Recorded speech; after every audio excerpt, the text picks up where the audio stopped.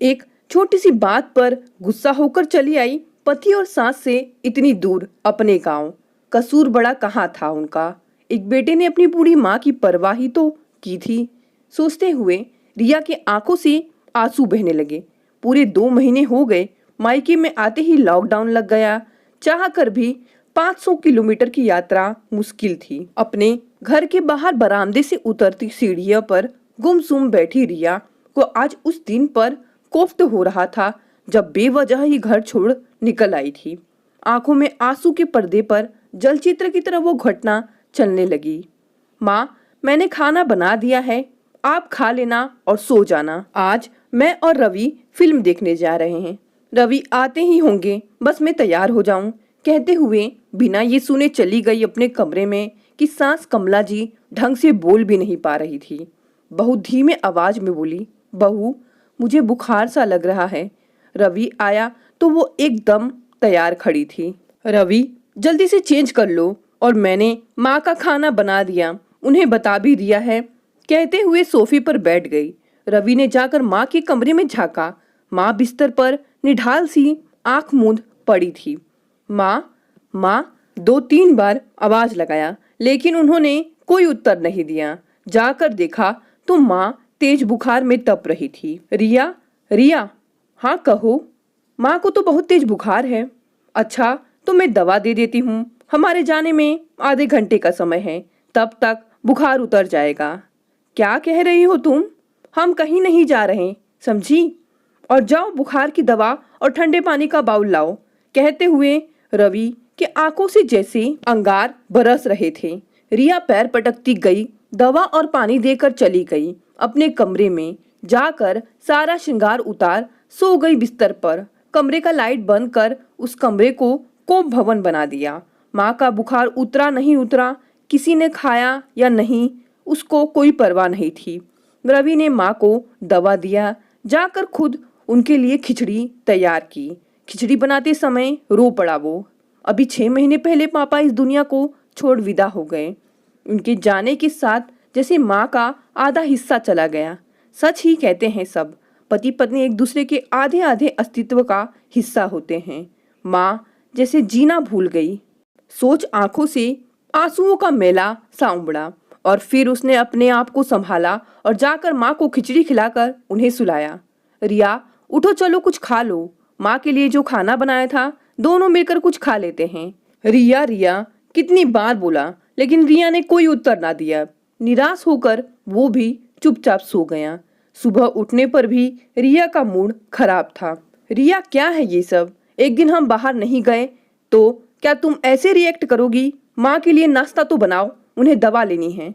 मेरी भी तबीयत ठीक नहीं है रवि, मुझसे कुछ नहीं होगा। जाओ, जाकर माँ के पल्लू से बंध जाओ, मुझसे बात ना करो। सुनकर रवि का पारा चढ़ गया। माँ अभी भी बुखार में तप रही थी और रिया का ये व्यवहार। रिया, माँ बीमार है, कुछ तो शर्म करो। मैं भी तुम्हारी जिंदगी में हूँ, तुम भी याद करो। एक बात कहूँ रवि, तुम जैसे लोगों को तो शादी ही नहीं करनी चाहिए थी। रिया, चुप हो जाओ, मेरी माँ बीमार है। पापा के जाने के बाद उनकी क्या हालत हो गई, क्या तुम्हें जरा भी मोह नहीं? नहीं, कहते हुए कमरे में गई और जाकर अपना सूटकेस लेकर निकली। मैं 1 हफ्ते के लिए अपनी दादी के पास जा रही हूँ। रवि, खुद जा रही हूँ, खुद आ जाऊंगी। कहते हुए निकल गई, बिना जाने कि रवि क्या कहता है। रवि अवाक सा खड़ा देखता रह गया उसे। एक बार मुड़ कर देखा रिया ने, उसकी वो सुनी आंखें। आज तक उन आंखों के अभिशाप को कहाँ भूल पाई वो। 1 हफ्ते का कह कर आई, आज 2 महीने हो गए। सच ही एक अभिशापित जीवन जी रही थी वो अभिशाप जिसने उसने खुद चुना था। समय के साथ अपनी गलती का एहसास हुआ तो दादी से सब कुछ कह दिया। दादी की आंखों से आंसू बह चले। बिटिया, आज तुमने मेरी परवरिश को धूल में मिला दिया। इतनी छोटी बात पर ऐसा गुस्सा, और वो भी तब जब कमला को तुम्हारी सबसे ज्यादा जरूरत थी।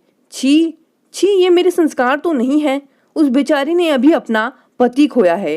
एक बेटे के प्यार को उल्हाना भरे शब्दों से भेद कर चली आई तुम मेरे पास। कहते हुए मुंह फेर लिया दादी ने। माँ बाप बचपन में ही गुजर गए थे। तब दादाजी और दादी ने ही पाला पोसा उसे। जाकर दादी के पैरों पर गिर गई। दादी मुझे माफ कर दीजिए, मैं चली जाऊंगी और जाकर ऐसे ही माँ से माफी मांग लूंगी। दादी दादी कुछ तो कहिए ना।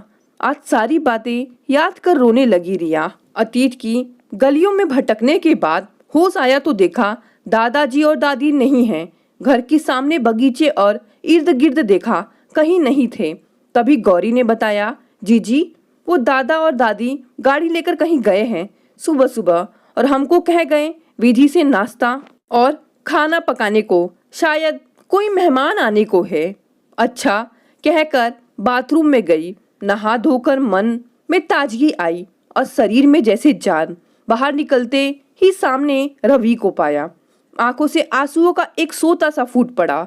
रवि मुझे माफ कर दो, मैं कितनी गलत थी। अब मुझे समझ आया मैंने जो पाप किया, जाने उसका प्रायश्चित होगा या नहीं, लेकिन मैं माँ से भी माफ़ी मांग लूँगी।